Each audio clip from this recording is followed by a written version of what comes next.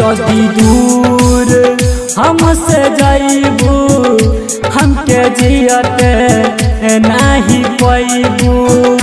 जदी दूर हमसे जाइबू हमके जियते नहीं पैबू। डोली में तू जाइबू चिता पर हम सजाई।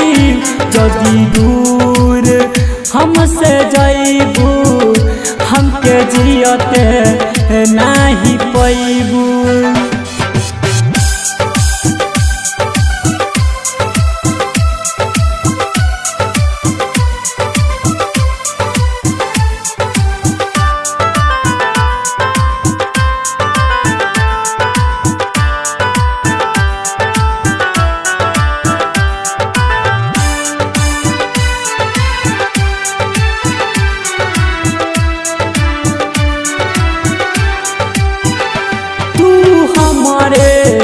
खातिर लड़ावे से कजरा धोबू।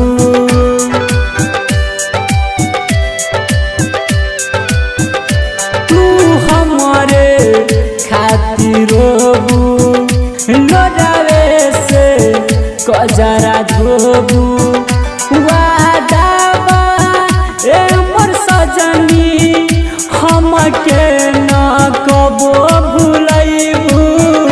जदी दूर हमसे जाइबू हमके जियते नहीं पैबू।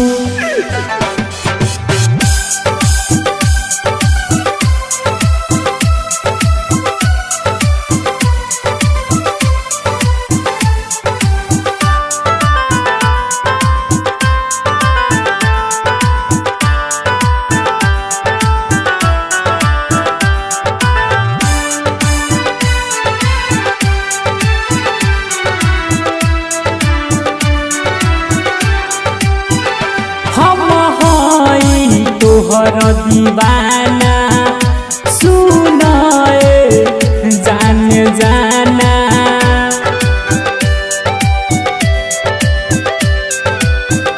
हम हई तोहर दीवाना सुनाए जान जाना।